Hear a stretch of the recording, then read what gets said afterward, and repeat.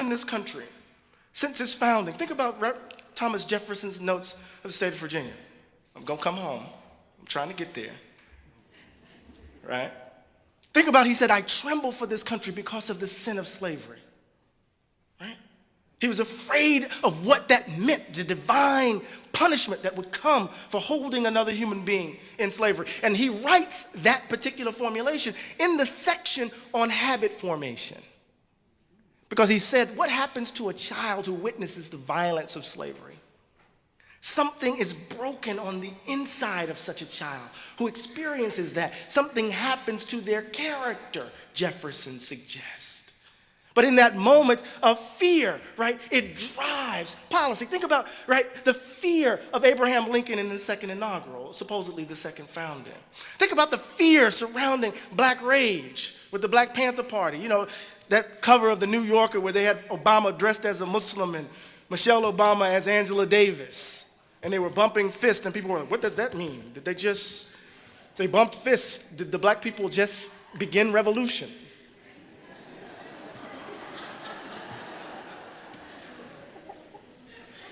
Fear. Fear drives policy. The moral panics around the so-called super predators, where the data suggested was not true. What did the moral panics do? It drove mass incarceration. Think about what happened with the Central Park Five. Those babies were innocent. Their lives stolen. Think about all the millions of folk who are locked up because of fear. Fear driving policy. We can no longer be afraid. And that fear actually drives our political behavior, Black political behavior. As I said earlier, we're afraid to trigger your fears. So we will grit our teeth in the moment which you say something a little off color. Our fear of triggering white fear affects our behavior. So we're masking day in and day out, walking past each other, not really seeing the humanity of the person right in front of us. No wonder we're stuck.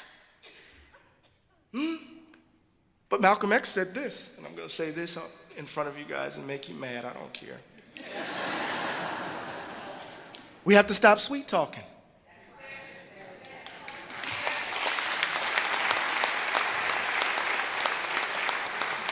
But we live in a time where the superordinate value seems to be putting oneself over and against another. So all we need to think about is our presidential election. We saw what happened in Asheville, North Carolina last night, yes? Hey there, welcome back to the channel, brothers and sisters. Now, you've seen the introduction of the video, and probably for those of you who don't know who is really Eddie Glaude, you need to know that Eddie Glaude is a renowned scholar and a commentator on race, and he often brings critical perspective to discuss about America's moral and social fabric. His stance of the soul of America aligns with this belief that America's identity is deeply intertwined with its history of racial injustice, and he calls for a reckoning with this part to forge a more equitable future. And I think that this is important part of history, that upon Black people we need to talk about this. Also, the same video he addresses the concept of white fear in his discussion, including when exploring the source of America and its historical context. He argues that white fear has been powerful force shaping American society, particularly in reaction to Black progress, and calls for racial equality. This fear, he explains, stems from anxiety around losing social, economic, and political dominance. A fear that manifests in resistant social change and historical in the backlash against civil rights movements. Now, also at the same point, he tries to talk about, Glaude highlights how this fear influences policies, political rhetorics, and cultural attitudes, creating barriers to inclusive democracy.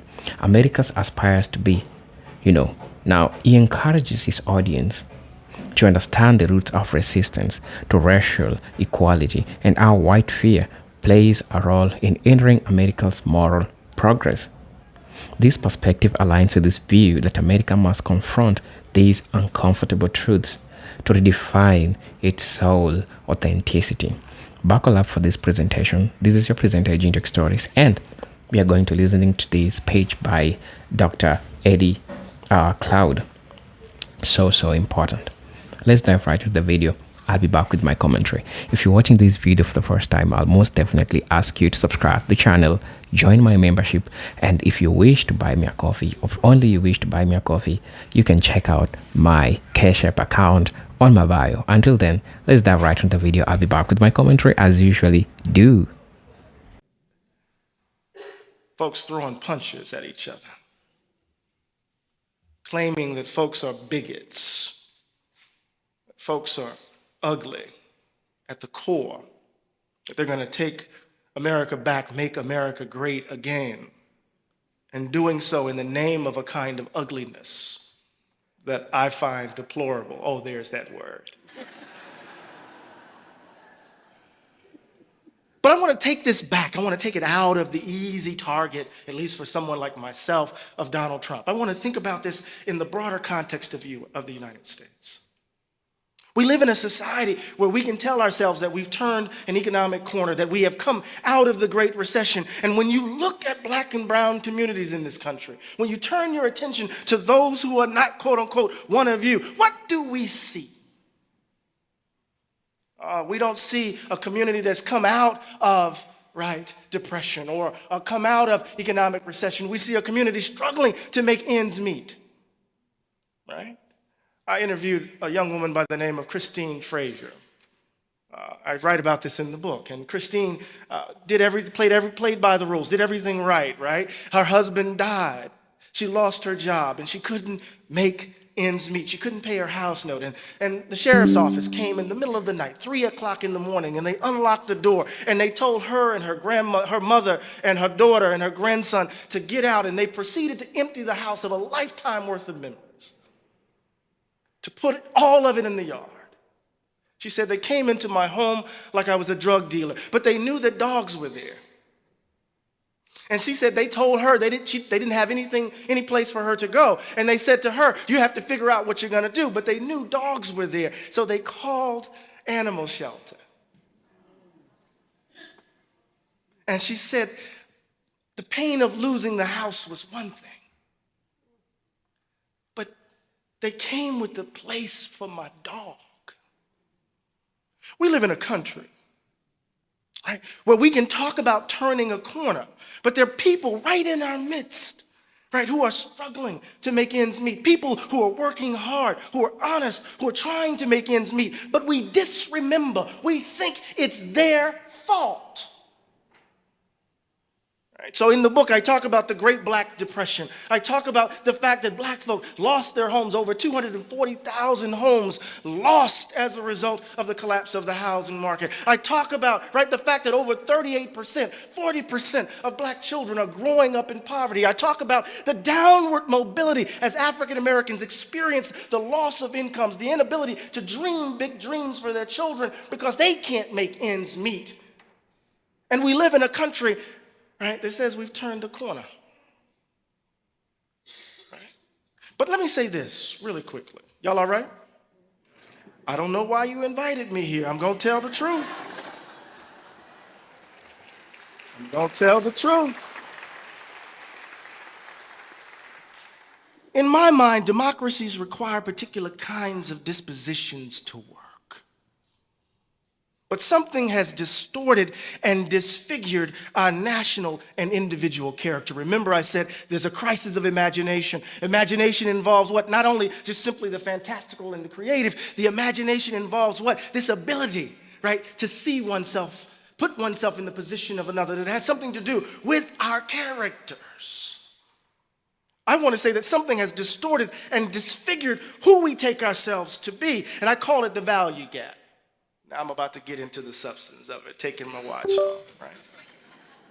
What is the value gap? The value gap is the belief that white people are valued more than others. Oh, I'm going to say it again. The value gap is the belief that white people are valued more than others. And this belief isn't the possession of loud racists, people running around with white sheets over their heads or swastikas tattooed on parts of their body. Rather, this belief animates our social practices, our political arrangements, and our economic realities. This belief that white people matter more than others distorts our characters and deform our democracy. I like to tell the story of my father, who was the second African-American hired at the post office in Pascagoula, Mississippi, the place where William Faulkner honeymooned. And back then, getting hired at the post office was high cotton, right? And so he knew he had precocious kids, so he decided to move us from the east side of Moss Point to the west side, on a hill, Briarwood Circle. And as we were moving into that house, I'm playing with my Tonka truck. You remember those old Tonka trucks? I'm playing with my Tonka dump truck, and I'm making my dump truck noises, and all of a sudden I hear an adult say, "Stop playing with that nigga." And it's the first time I had been called that word in that context. So I grabbed my truck and I took it inside and I took it to my father who doesn't suffer white people easily.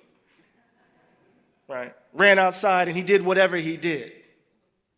But that's how we typically tell the story of American racism, right? Some black family achieves the American dream. They move to a big house on a hill, and then some child is wounded by some mean-spirited adult who calls them the N-word, and then that child has to work all of her life to prove that she's not that.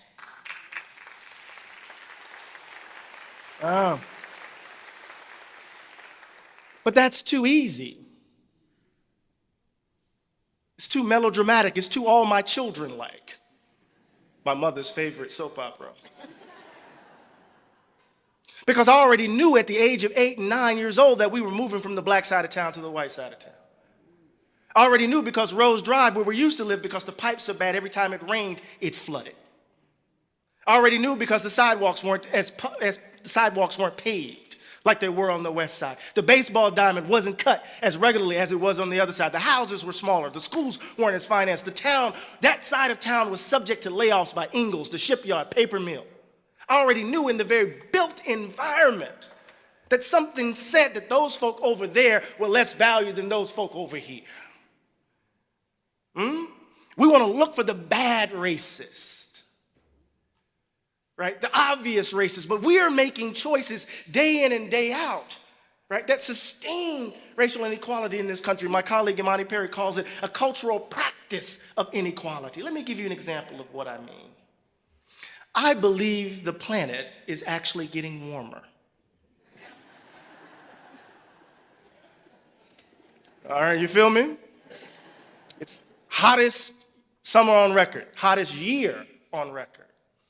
But if you look at my house, and you look at my car, and you look at my light bulbs, you look at the way I live my life, the daily choices I make, you would think I believe the planet was all right. My day-to-day behavior suggests that I am a climate change denier. So there are folks running around here who are saying that they are committed to racial equality, but their choices. I just want my kids to go to the best schools. The social sciences have already said that whenever you hear that phrase, it's usually a proxy for how many black and brown kids attend my school. I want my neighborhood to be safe. We know what that means. I want my property values to stay. We know what that means. Right? So it's in the kind of water, the cultural practice, the value gap is evidenced. Let me give you a quote from James Baldwin in The Uses of the Blues. Y'all all right? Baldwin clearly states what he takes to be the Negro problem. I'm talking about what happens to you if you've barely escaped suicide or death or madness or yourself. You watch your children growing up, and no matter what you do, you are powerless. You are really powerless against the force of the world that is out to tell your child that he has no right to be alive, and no amount of liberal jargon, no amount of talk about how well and how far we have progressed does anything to soften or to point out any solution to this dilemma. In every generation, ever since Negroes have been here, Baldwin writes, every Negro mother and father has had to face that child and try to create in that child some way of surviving this particular world. Some way to make the child who will be despised not despise himself. I don't know what the Negro problem means to white people, Baldwin writes, but this is what it means to the Negro. What does it mean to try to construct an idea of the self in a country that is organized in every single way on the basis, on the grounds of the value gap? Not because people are mean-spirited, but it's because it's in the very DNA of the country. And this is what makes addressing the problem, I'm leaving my notes now. This is what makes addressing the problem of white supremacy, of racial inequality in this country so difficult, because we refuse to look the ugliness of who we are squarely in the face and dare to imagine ourselves differently.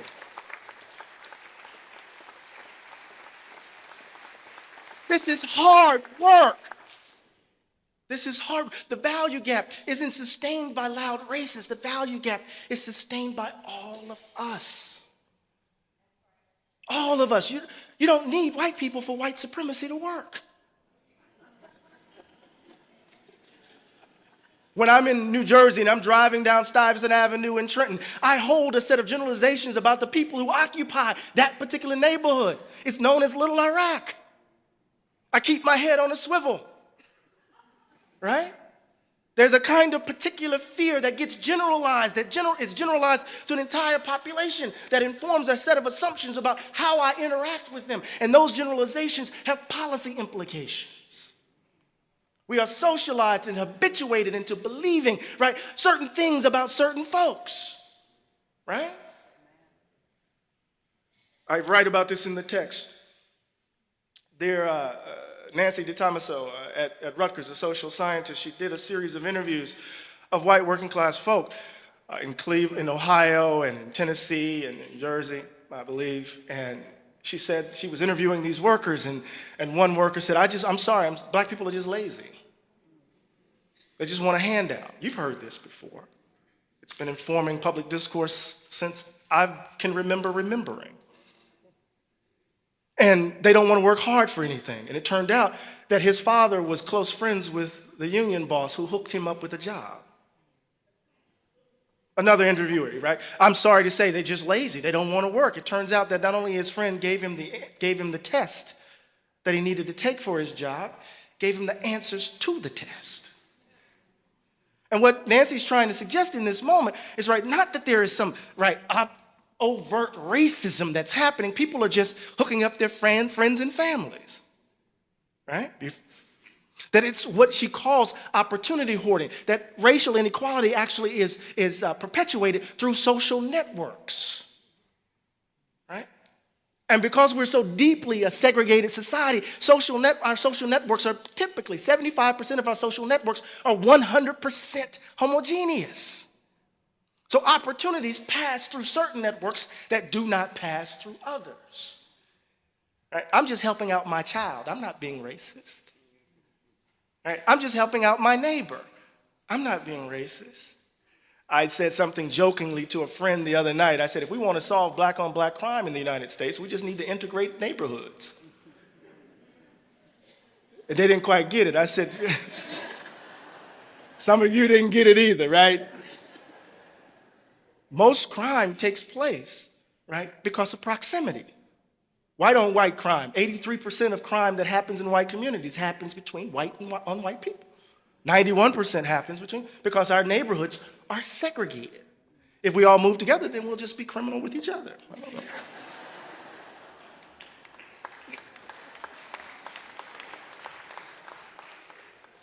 Racial habits. The value gap distorts who we take ourselves to be. It blocks the way to the formation of the kinds of people democracies require. I was just talking about with Reverend Hart Anderson about Abraham Lincoln's rejection of the monstrous injustice of slavery, but his commitment to the belief that white people were superior to black people. And how those commitments blocked the way from him becoming the kind of human being his idea of democracy required. What does it mean in our country that we can hold the ideals of democracy, and when those ideals are extended to black and brown people, we are willing to erode the social safety net? Right? Welfare, for much of the New Deal, right, was in fact a project of Southern Dixiecrats aimed at addressing poor white Southerners. But the moment the face of the welfare state became black, as my colleague Martin Gillens writes, it became, right, an emblem of the problem with big government. What happens when we're willing to turn our backs on an idea, a robust idea of the public good, because it involves people who are not like us? It means that we're willing to throw democracy into the trash bin over the idea, over our commitment to the idea that some people, because of the color of their skin, are valued more than others. It's the value gap is at the heart of our problem. The value gap is evidenced in our habits of living, habits that define where we live, where we work.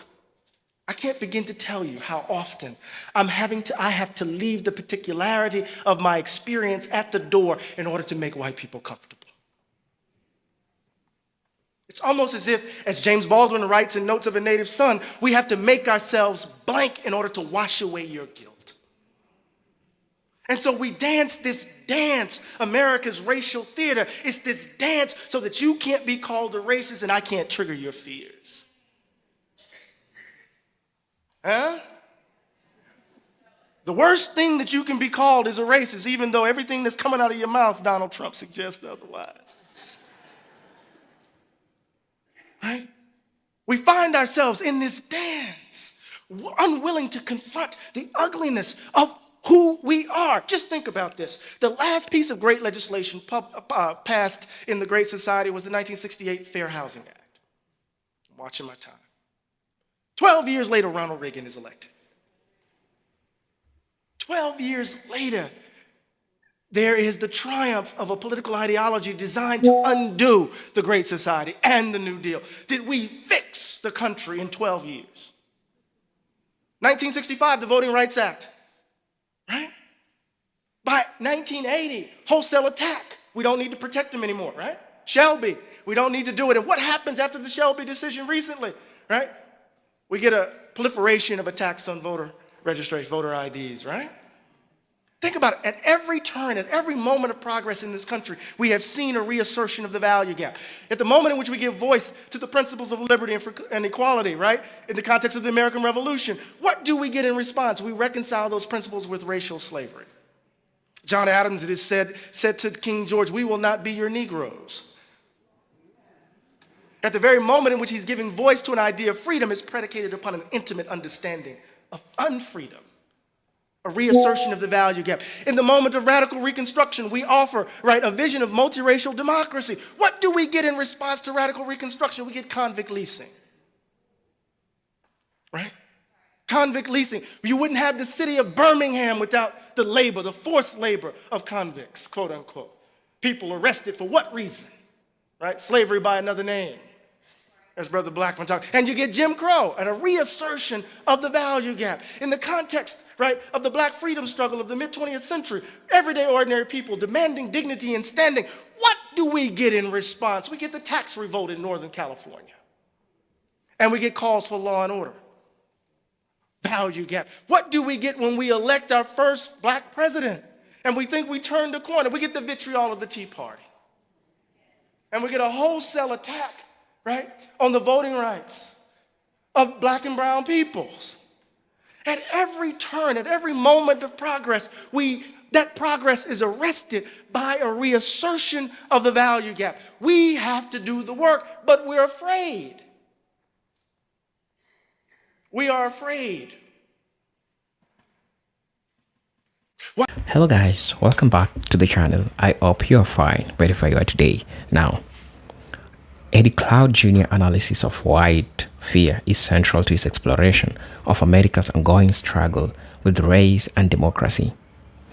His argument dives deep into how this fear has both overtly and subtly driven American policies, cultural norms, and societal attitudes.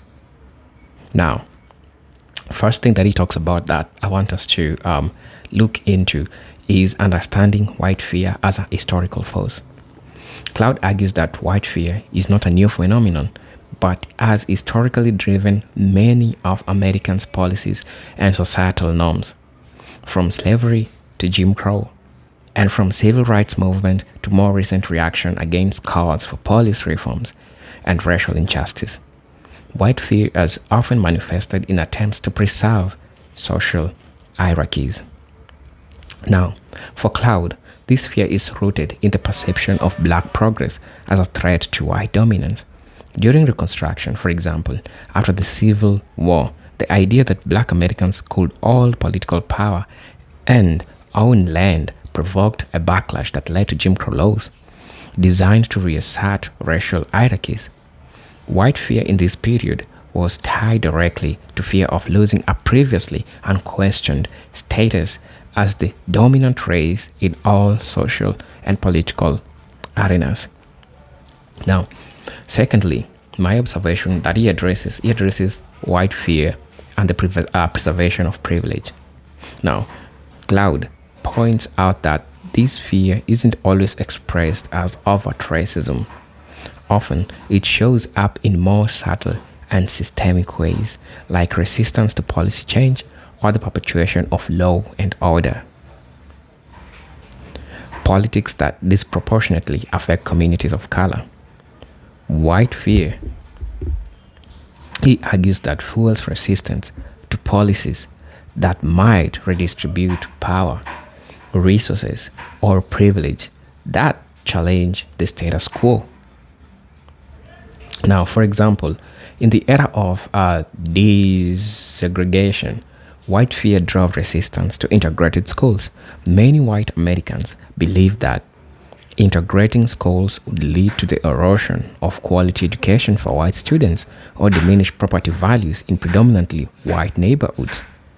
This led to white flight, the exodus of white families from urban centers to suburbs, which further deepened racial economic divide. That's also important part of history that the analysis looks to touch or looks to talk about. Now, in Cloud's view, white fear thus becomes a mechanism for defending privilege.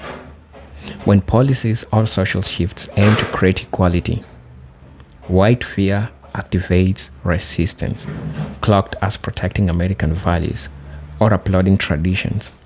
This resistance shows how deeply white identity can be tied to maintaining a certain level of social, economic, and cultural control.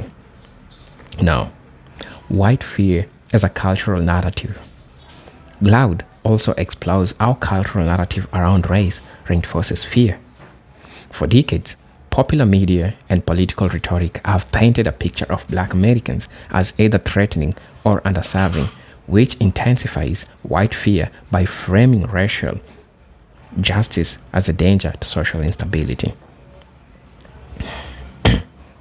Now, this narrative has been especially prominent in discussion around crime. The tough on crime approach in the late 20th century fed on white fear by associating black communities with criminality. Policies arising from this fear, like mass incarceration, aggressive policing, had devastating effects on black communities while reassuring white Americans that their safety and dominance were protected. Now, the professor continues by contending that these cultural narratives create a feedback loop. They reinforce racial stereotypes that provoke fear, which in turn leads to policies and practices that maintain inequality, thus continued fear and suspicion of black communities. I'm also going to be talking about white fear and political movements. White fear, according to the professor, has consistently been exploited by politicians who frame racial justice as a threat to African American way of life. This tactic has surfaced repeatedly during Reconstruction, during the civil rights movements, and more recently in reaction to movements like the Black Lives Matter. Politicians often play on this fear by suggesting that black progress or empowerment could disrupt the traditional social order. Now, the professors point to the backlash against Barack Obama's presidency as an example of how white fears can influence the political landscape. Obama's election was seen by some as a sign that America was entering a post-racial era. Yet his presidency also sparked a significant rise in racial tensions. Many white Americans feared the symbolism of a black president and what might mean for the shifting power dynamics in the country. This fear was weaponized by political figures, creating an environment where openly racist rhetoric found new legitimacy in the mainstream. I'm also going to be talking about the impact of white fear on American ideals. The professor argues that white fear fundamentally undermines the value of America's claims to all dearly liberty, equality, and justice. By prioritizing the preservation of white dominance, American society has repeatedly compromised its democratic principles, making freedom and justice conditional based on race. For the professor, for Glaude, true progress in America's soul requires a profound reckoning with how white fear has shaped the nation's trajectory. This reckoning would mean not only recognizing the role of white fear in history, but actively working to dismantle the systems it created. In his view, white fear is an obstacle to achieving an inclusive democracy where all people truly feel equal, free from racial hierarchy. Okay, so just tell me what you think. That was just what Dr. Glaude Eddy was trying to say. I hope this video finds you right wherever you are. This is a presenter Jindox Stories, and if you're watching this video for the first time, I'll ask you to join my membership, subscribe the channel, like, and share the video. You can check out my Cash App account if you wish to support me or buy me a coffee. I'll definitely appreciate it. Until then, peace, love, and harmony. Salute.